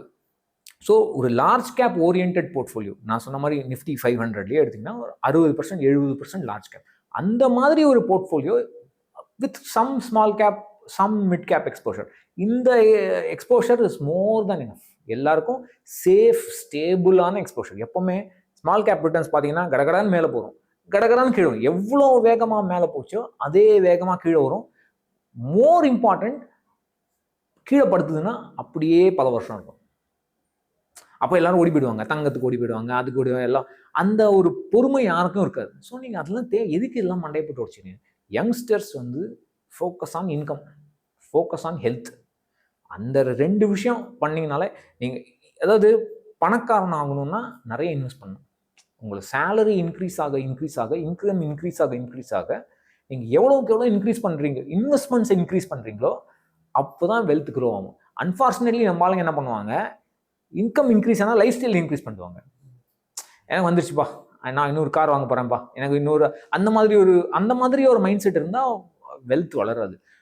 அந்த விரலுக்கேற்ற வீக்கம் இருக்கணும். எப்போதுமே இவ்வளோ இன்கம்னா இவ்வளோ தான் உங்களுடைய லைஃப் ஸ்டைல் இருக்கணும். அந்த கேப்பை நீங்கள் இன்வெஸ்ட் பண்ண அந்த கேப் ஏறிட்டே போகணும் இன்வெஸ்ட்மெண்ட் அமௌண்ட். அப்போ தான் உங்களால் வெல்த் வளரும். மற்றெல்லாம் secondary. Large cap, small cap, gold, இதெல்லாம் செகண்டரி. அது உங்களுடைய பர்சனல் சாய்ஸ். பட் டேட்டா என்னங்கிறத பார்க்கணும். இதுதான் நான் சொன்ன மாதிரி லார்ஜ் கேப் பீட் பண்ணுங்கிறதுக்கு என்ன விதமான உத்தரவாதமும் கிடையாது. நான் இந்தியாவில் இன்வெஸ்ட் பண்ணிகிட்டே வரேன். ஸோ வந்து எனக்கு ஒரு நல்ல ரிட்டர்ன்ஸ் வருது. பட் நீங்கள் சொன்ன மாதிரி என்னோடய சேலரி ஸ்லாப்பும் ஏறிட்டே போகுது. அதாவது நான் நிறைய ஏர்ன் பண்ணுறேன். இந்தியாவில் இன்வெஸ்ட் பண்ணது போதும். நான் வந்து எக்ஸ்ப்ளோர் பண்ணட்டுமா, யூஎஸ் குளோபல் மார்க்கெட்டில் எக்ஸ்ப்ளோர் பண்ணி அதுலேயும் இன்வெஸ்ட் பண்ணட்டுமா, இல்லை இந்தியா மட்டும் போதுமா? நல்ல கேள்வி. இப்போ என்ன ப்ராப்ளம்னா, முன்னாடி வந்து ஒரு 5 வருஷம் 10 வருஷம் முன்னாடி நிறைய இந்தியன் மியூச்சுவல் ஃபண்ட்ஸ்ல யூஎஸ் மார்க்கெட்டில் இன்வெஸ்ட் பண்ணாங்க. பட் ஆர்பிஐ ரூல்ஸ் லிமிட்டேஷன்ஸ்னால இப்போ யாரும் அதை பண்ணுறதில்ல. எல்லா அந்த லிமிடேஷன் இவ்வளோ தான் இன்வெஸ்ட் பண்ணணும், இண்டஸ்ட்ரிக்கு இவ்வளோ தான் அப்படின்னு சட்டம் போட்டதுனால மியூச்சுவல் ஃபண்ட்ஸில் அந்த மாதிரி பாப்புலராக இல்லை. Indian mutual funds investing in US stocks ரொம்ப கம்மியாயிடுச்சு. தனியாக நீங்கள் ஒரு புரோக்கர் மூலமாக யூஎஸில் இன்வெஸ்ட் பண்ணலாம், யூஎஸ் ஸ்டாக்ஸில் இன்வெஸ்ட் பண்ணலாம், இல்லை கிஃப்ட் சிட்டின்னு ஒன்று இருக்குது, அது வழியாக நீங்கள் இன்வெஸ்ட் பண்ணலாம். பட் என்ன ஒரே ஒரு ப்ராப்ளம்னா இதில் இன்கம் டேக்ஸ் ப்ராப்ளம்ஸ் வரும். அதை ஒழுங்காக ஃபைல் பண்ணணும். ப்ளஸ் நான் கோல்டு சொன்ன ஆர்குமெண்ட் தான், டெட்டு, ஈக்விட்டி, கோல்டு, இந்த 3 வந்தாலே உங்களுக்கு ரீபேலன்சிங் பண்ணுறதுலாம் ப்ராப்ளம். இப்போ நீங்கள் 4ஆவதாக இன்டர்நேஷ்னல் ஸ்டாக்கையும் சேர்த்திங்கன்னா அதுவும் ஒரு ப்ராப்ளம். எவ்வளோ பர்சன்டேஜ் ஸ்டாக்ஸ் போடுது இன்டர்நேஷ்னல் ஸ்டாக்? 10%, 15%. அது 10%, 15% இருக்காது. ஸோ அதுவும் ஒரு ப்ராப்ளம். எல்லாரும் இன்டர்நேஷ்னல் ஸ்டாக்ஸ்ன்னு சொல்லுவாங்க. அவங்க என்ன மீன் பண்ணுறாங்கன்னா, நான் கூகுள் வாங்கினோம், மைக்ரோசாஃப்ட் வாங்கினோம், எல்லாம் இந்த டெக் ஸ்டாக்ஸ் தான். நாளைக்கு டெக்னாலஜி ஸ்டாக்ஸ் சைக்கிள் மாறி போச்சுன்னா அப்புறம் என்ன ஆகும்னு யாருக்கும் தெரியாது. அது ஏன்னா இந்த மாதிரி மைக்ரோசாஃப்ட்லாம் பல வருஷங்கள் கம்மியாக இருந்திருக்கு, விலை ரொம்ப கம்மியாக இருந்து 2000.com கிராஷ்க்கு அப்புறம் பல வருஷம் ஏறவே இல்லை ஸ்டாக்கு. இப்போ எல்லாரும் என்ன சொல்கிறாங்க, .com கிராஷ் மாதிரி ஏஐ கிராஷ் வரப்போகுது அப்படின்னு ஒரு பேச்சு இருக்குது. அப்படியே கிராஷ் வந்தால் டெக்னாலஜி ஸ்டாக்ஸ் என்ன ஆகும்? அப்போ அது எல்லாமே நான் சொல்கிறேன் ஷைனி ஆப்ஜெக்ட். அது ஷைன் ஆகும்போது தான் எனக்கு அது வேணும், ஷைன் ஆகாத போது யாரும் அதை தொட மாட்டாங்க. ஸோ அந்த மாதிரி அது தேவையில்லைங்கிறது தான் என்னுடைய காம்ப்ளிகேஷன், அன்னெசரி. இப்போ கிராஷ்ன்னு வரும்போது நான் ஒரு போர்ட்ஃபோலியோவை நான் பில்ட் பண்ணிட்டு வரேன். ஸோ நான் ஒரு 5 இயர்ஸ் நான் வந்து மியூச்சுவல் ஃபண்ட்ஸில் பணம் போடுறேன். ஸோ திடீர்னு ஒரு கோவிட் கிராஷ் மாதிரி அகைன் ஒரு பெரிய கிராஷ் வருதுன்னா நான் எப்படி சுச்சுவேஷன் ஹேண்டில் பண்ணுறது? என்ன பண்ணணும், என்ன பண்ணக்கூடாது? எப்போ உங்களுக்கு பணம் வேணுங்கிறது தான் முக்கியம். உடனே பணம் வேணும்னா முதல்ல நீங்கள் இன்வெஸ்ட் பண்ணதே தப்பு. ஈக்விட்டியில் நிறைய பேர் பண்ணுற தப்பு, நான் 2 வருஷம் எனக்கு ரிட்டர்ன் வேணும், 3 வருஷம் எனக்கு ரிட்டர்ன் வேணும், அதுக்காக ஈக்விட்டியில் இன்வெஸ்ட் பண்ணுவாங்க. அப்போ டெஃபினட்டாக கிராஷ் வந்தால் அவங்களுக்கு அந்த தேவைக்கு அது ப்ராப்ளம் வந்துடும். அது பெரிய தப்பு. பட் லாங் டேர்மாக நீங்கள் இன்வெஸ்ட் பண்ணீங்கன்னா டெஃபினட்டாக நீங்கள் வெயிட் பண்ணணும், எதுவும் பண்ணாதீங்க. முடிஞ்சால் நிறைய இன்வெஸ்ட் பண்ணுங்க, ஆனால் எடுக்கக்கூடாது, இருக்கிறத எடுக்கக்கூடாது. இன்வெஸ்ட்மெண்ட்ஸை, ரெகுலர் இன்வெஸ்ட்மெண்ட்ஸை நிறுத்தக்கூடாது. அப்போ தான் அவங்க வாழ்க்கை. ஈக்விட்டி இன்வெஸ்டிங்கில் கிராஷை அனுபவிக்காமல் யாராலையும் பணம் பண்ணவே முடியாது. அந்த கிராஷ் வந்தால்தான் அடுத்த ஜம்ப் வரும். அந்த அடுத்த ஜம்ப் வந்தால்தான் உங்களுக்கு வாழ்க்கை மாறும். டெய்லி சும்மா வருஷம் 6%, 7% கொடுக்கறதுக்கு உங்களுக்கு பெருசாக வாழ்க்கை மாறப்போகுது. இப்போ நீங்கள் கோவிட்லேயே பார்த்தீங்கன்னா ஒரு 35%, 40% மார்க்கெட் சரிஞ்சுது. அதுக்கப்புறம் 90% பில்ட் ஆச்சு. இந்த 45% சரியில்லைன்னா அந்த 90% உங்களுக்கு வந்திருக்காது. ஸோ இதை நீங்கள் சஃபர் பண்ணால் தான் இதை நீங்கள் என்ஜாய் பண்ண முடியும். அந்த மென்டாலிட்டி இருந்தால்தான் உங்களால். ஸோ கிராஷை பார்த்து பேனிக் ஆகக்கூடாது, நம்ம அது அட்வான்டேஜ். ரொம்ப கஷ்டம், சொல்கிறது ஈஸி. அதாவது இது வந்து எப்படின்னா, ரோட்டில் சிங்கத்தை பார்த்தா என்ன பண்ணுவீங்கன்னா அப்படியே நிற்கணும்பாங்க. எவ்வளோ பேர் அப்படியே நிற்பான்? அது கஷ்டம் தான். பட் அங்கே தான் அந்த டிஃப்ரென்ஸ். ஒரு வின்னருக்கும் இந்த ஆட்டிடியூட் டிட்டர்மின்ஸ் ஆல்டிடியூடுமாங்க. நம்மளுடைய ஆட்டிடியூடு அப்போ தான் டெஸ்ட். அப்போ நம்ம அதை கரெக்டாக ஹேண்டில் பண்ணுவோம். இப்போ அந்த கிராஷை நம்ம பேர் பண்ணிட்டோம், நம்ம கண்டினியூஸாக நம்ம வந்து அதை ஃபாலோ பண்ணிட்டோம்னா கண்டிப்பாக நம்ம ஒரு விஷயத்தை அச்சீவ் பண்ணலாம். ஆமாம், அதாவது பாசிபிலிட்டி இருக்குது. நம்ம டேட்டா என்ன சொல்லுதுன்னா, யூஸ்வலாக ஒரு 2 கிராஷ் 3 கிராஷ் வரும். நீங்கள் 25 வருஷம் 30 வருஷம் ஈக்விட்டியில் இன்வெஸ்ட் பண்ணீங்கன்னா ஈஸியாக 2லேருந்து 3 கிராஷ் நீங்கள் பார்க்காம இருக்கவே மாட்டீங்க.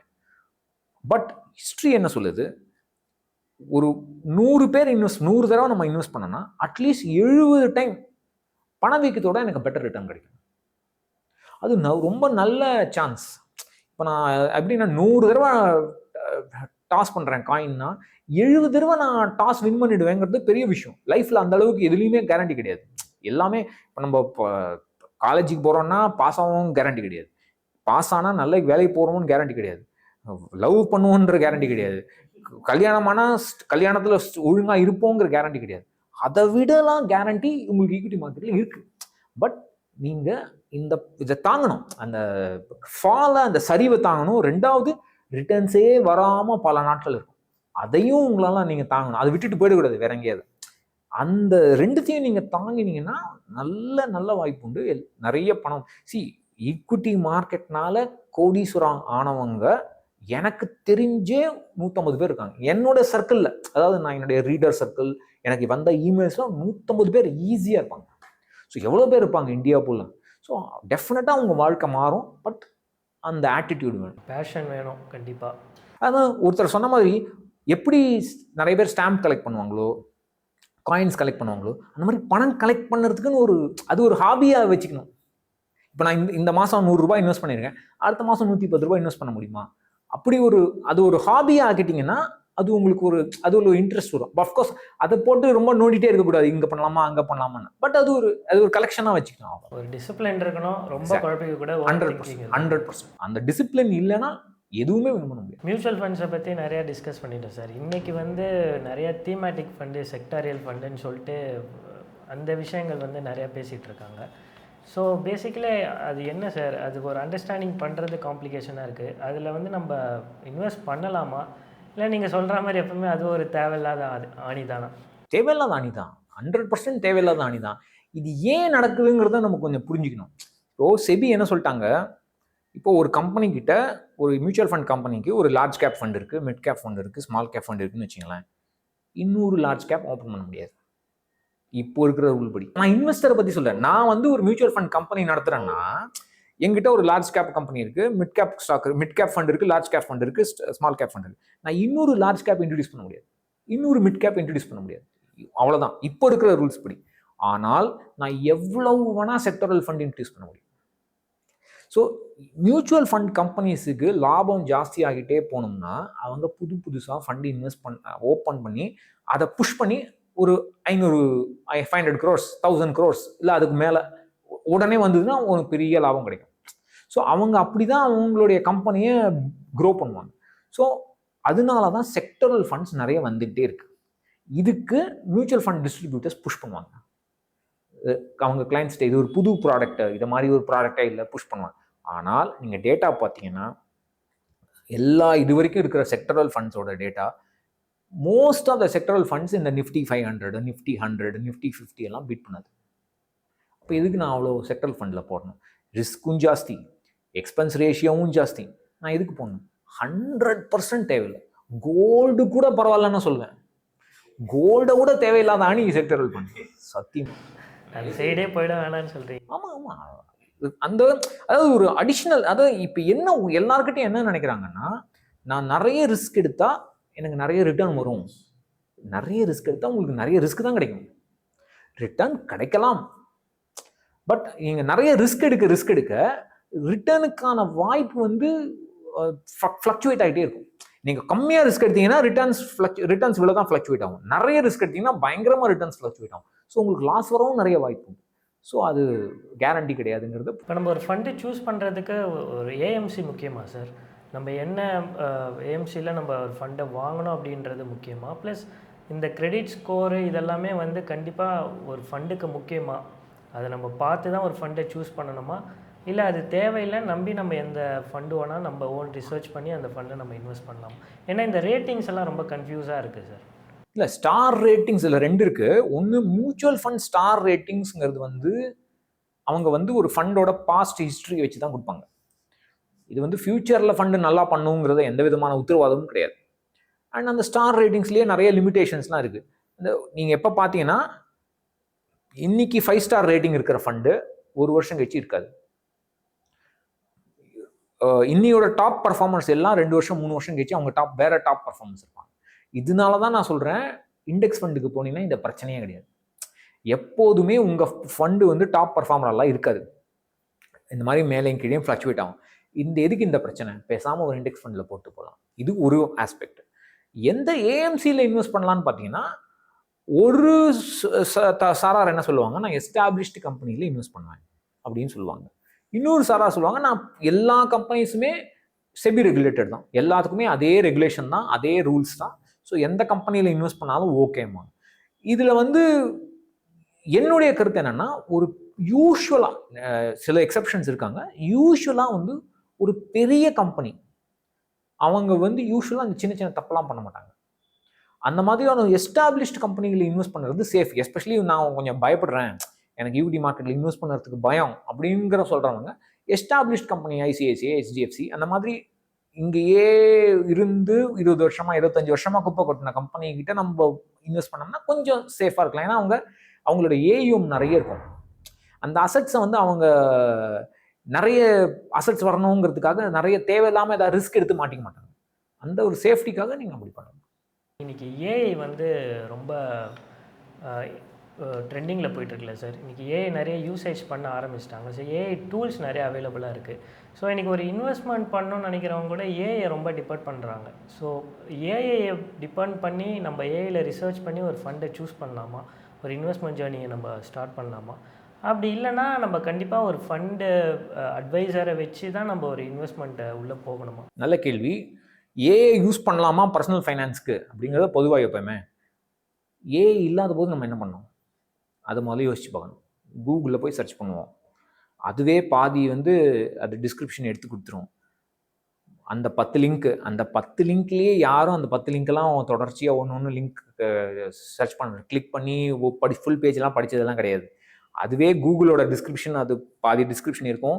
சில சமயம் கிளிக் பண்ணால் அந்த தேவையான ஆன்சர் கரெக்டாக அங்கே போயிடும், ஃபுல் பேஜ் ஃபுல் ஆர்டிக்கல் இல்லாமல். ஸோ ஏஐக்கு முன்னாடியே நம்மலாம் பெரிய ஆராய்ச்சி மணிகள்லாம் யாரும் கிடையாது. ஒழுங்காக யாரும்லாம் ரிசர்ச் பண்ணல, சோம்பேறித்தனமாக தான் ரிசர்ச் பண்ணோம். அந்த மாதிரி சோம்பேறித்தனமாக ரிசர்ச் பண்ணுறவங்களுக்கு என்னை பொறுத்த வரைக்கும் ஏஐ ஒரு பெரிய வரப்பிரசாதம். நான் முன்னாடி சொன்ன மாதிரி ஒரு பெரிய டாக்குமெண்ட்டை 100 பேஜ் 200 பேஜ் ரூல் புக்கை ஏஐ கிட்ட நான் போட்டு எந்தெந்த இடத்தெல்லாம் இந்த இந்த வேர்டு இருக்குது அதை பற்றி எனக்கு சொல்லுன்னா அழகாக சொல்லிட்டு போட்டேன். சர்ச் பண்ண கூட தேவையில்லை. ஸோ சோம்பேறிங்களுக்கு டெஃபினட்டாக எல்லாருமே சோம்பேறிங்க தான், நானும் சோம்பேறி தான், மற்றவங்கள சொல்லலை. எல்லாருக்குமே ஏன்னா பொறுமை கிடையாது யாருக்கும். அந்த மாதிரியான சுச்சுவேஷனில் AI is a big tool. அதை 100% யூஸ் பண்ணோம். ஆனால் கொஞ்சம் இன்வெஸ்டிகேட் பண்ணோம். அந்த லிங்க்கை கொஞ்சம் கிளிக் பண்ணி அந்த ரிசல்ட் என்ன ரிசல்ட்டோ அந்த லிங்க்கை கிளிக் பண்ணி அதுதானா அது அப்படிங்கிற ஒரு வெரிஃபிகேஷன் முக்கியம். இந்த பிரச்சனையெல்லாம் சால்வ் பண்ணுறதுக்கு நான் இண்டெக்ஸ் ஃபண்ட் போன்றேன். நீங்கள் எந்த மியூச்சுவல் ஃபண்டர்ஸ், எந்த ஸ்டாக் எதுவுமே தேவையில்லை. ஹாப்பியாக இண்டெக்ஸ் ஃபண்ட் இன்வெஸ்ட் பண்ணிட்டு ஜாலியாக இருக்கலாம், வாழ்க்கையை சிம்பிளிஃபை பண்ணலாம். ஏன் மற்ற விஷயத்துக்குலாம் யூஸ் பண்ணலாம், பட் ஃபார் எக்ஸாம்பிள் ஃபைனான்ஷியல் பிளானிங்க்கு யூஸ் பண்ணலாம். ஃபார் எக்ஸாம்பிள் எப்படி நான் ரிட்டையர்மெண்ட் பிளான் கிரியேட் பண்ணணும் அப்படிங்கிறது ஏஐ அழகாக பண்ணி கொடுக்கும். அதெல்லாம் 100% ஏஐ யூஸ் பண்ணலாம், அதெல்லாம் ப்ராப்ளமே இல்லை. இன்றைக்கி ஒரு ஏஐ நம்ம என்ன ஃபண்ட்ஸை எடுத்து சூஸ் பண்ணலாம், எப்படி இன்வெஸ்ட் பண்ணலாம், அது நம்ம எவ்வளோ நாள் இன்வெஸ்ட் பண்ணலாம், எல்லா விஷயமே கிளியர் கட்டாக ஒரு டேட்டா பேஸோடு கொடுக்குது. இல்லை, அதாவது ஏஐ ரிசல்ட் கொடுக்குதுன்னா அந்த ரிசல்ட்டை எப்படி எந்த ஆதாரத்தில் அது சொல்லுது, எந்த டேட்டா எந்த பேசிஸில் அது சொல்லுதுங்கிற அந்த புரிதல் நமக்கு வேணும். பட் இதே ப்ராப்ளம் ஃபைனான்ஷியல் அட்வைசர்கிட்டையும் உண்டு. அந்த ஃபைனான்ஷியல் அட்வைசர் உங்களுக்கு அட்வைஸ் பண்ணுறதுக்கு முன்னாடி ஏஐ கிட்ட கேட்டு தான் அட்வைஸ் பண்ணுறாராங்கிறது உனக்கு எப்படி தெரியும்? எல்லாரும் யூஸ் பண்ணுறாங்க, ஏஐ இஸ் பிகம் எல்லாரும் யூஸ் பண்ணுறாங்க. சார், நான் ஒரு டாக்டர் கிட்ட கொஞ்ச நாள் முன்னாடி போனேன், அவர் எக்ஸ்பர்ட் தான். பட் அவருக்கு ஒரு விஷயம் தெரியல, உடனே ஏஐ கிட்ட கேட்டு தான் எனக்கு பதில் சொன்னார். தப்பில்லை, ஏன்னா அவருக்கு அந்த எக்ஸ்பர்ட்டுக்கு அது கரெக்டான பதிலா இல்லை, அவருக்கு அந்த இது இருக்கும். அதே மாதிரி அட்வைசர்ஸ்க்கும் அந்த ஐடியா இருக்குங்கிறத நம்புவோம். ஆனால் எந்த அட்வைசர் கிட்ட போகணும்னு உங்களுக்கு எப்படி தெரியும்? அதுக்கு ரிசர்ச் தேவை. அந்த ப்ராப்ளம் நீங்கள் நல்ல அட்வைசர் கிட்ட போயிட்டீங்கன்னா அப்புறம் நீங்கள் நம்பிக்கை ஜாலியாக இருக்கலாம். பட் நீங்கள் எந்த அட்வைசர் சூஸ் பண்ணுவீங்க? ஸோ முதல்ல யார்கிட்ட அட்வைஸ் கேட்கறதுங்கிறதே பெரிய பிரச்சனை. அந்த பிரச்சனையெல்லாம் இல்லாததுக்கு தான் நான் சொல்கிறேன், ஃபைனான்ஷியல் சிம்பிள் கோல் பிளானிங் கால்குலேஷனுக்குலாம் ஏஐ யூஸ் பண்ணிவிட்டு இன்வெஸ்ட்மெண்ட்ஸ்க்கு இண்டெக்ஸ் ஃபண்ட் முடிஞ்சு போச்சு வேலை. அவ்வளோதான், தேவையே இல்லை. ஸோ நம்ம ஒரு பர்சனல் அட்வைசர் தேவையே இல்லை. ஸோ நம்மளாவே யங்ஸ்டர்ஸுக்கு 100% தேவையில்லை. யங்ஸ்டர்ஸ்க்கு அட்வைசரே தேவையில்லை. யாருக்கு அட்வைஸ் தேவைன்னா, ஒரு 40 வயசு இருப்பாங்க, அவங்க எல்லா தப்பும் பண்ணியிருப்பாங்க, இது வரைக்கும் அவங்க எந்த பிளானிங்கே இல்லாமல் இன்வெஸ்ட் பண்ணவங்களுக்கு திடீர்னு அவங்களுக்கு ஏதாவது ஒரு ஞானோதயம் வரும், ஐயோ நம்ம கஷ்டமாக ரிட்டையர் ஆக போகிறோமே, அவங்களுக்கு அட்வைசர் தேவை.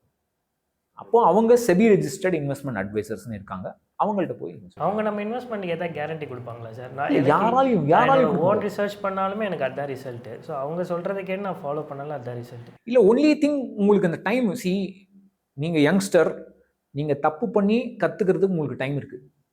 40 வயசு 45 வயசில் எனக்கு தப்பு பண்ணி கற்றுக்கிறதுக்கு டைம் கிடையாது. அப்போ நான் அட்வைசர் சொல்கிறத நம்பிட்டு போக வேண்டியது தான்.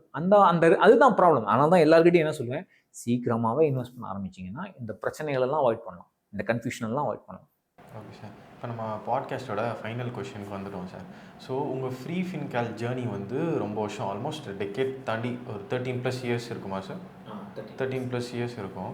ஸோ ஒரு அட்வைஸ் மாதிரி இல்லாமல் இப்போ பார்க்குற சில ஆடியன்ஸ்க்கு யங்ஸ்டர்ஸ், ஃபேமிலி, கப்புள்ஸ் யாராக இருந்தாலும் ஒரு ஒரு ஒரு ஒரு சின்ன ரூல், இந்த ரூல் நீங்கள் ஃபாலோ பண்ணிங்கனாலே நீங்கள் ஒரு சேஃபஸ்டான ஒரு ரிட்டையர்மெண்ட், உங்கள் கோல்ஸ்லாம் அச்சீவ் பண்ணலாம் அப்படின்னா நீங்கள் என்ன சொல்லுவீங்க சார்? ஒன்று, ரிஸ்க் எடுக்க கற்றுக்கணும். கேரியரில் ரிஸ்க் எடுக்கணும். யங்ஸ்டர்ஸ் கேரியரில் நிறைய ரிஸ்க் எடுக்கணும் டெஃபினட்டாக. ஏன்னா 35 தாண்டினாங்களா அவங்களால கெரியரில் ரொம்ப ரிஸ்க் எடுக்க முடியாது. உங்களுடைய பேஷன் எல்லாமே இந்த 35 இயர்ஸ்க்குள்ளே நீங்கள் எப்படியாவது ஒரு நல்ல ஹை பேயிங் ஜாபோ இல்லை மோர் சாட்டிஸ்ஃபையிங் ஜாபோ அந்த மாதிரியான ஜாப் ஜம்ப்லாம் வந்து 35க்குள்ளே நீங்கள் எப்படி அந்த ரிஸ்க் ஒன்று தேவை. ஏன்னா அது ரொம்ப முக்கியம். ஏன்னா இன்வெஸ்டிங்கிறது வந்து செகண்டரி தான். நம்ம லைஃப்பை டே டு டே சந்தோஷமாக இருக்கணும்.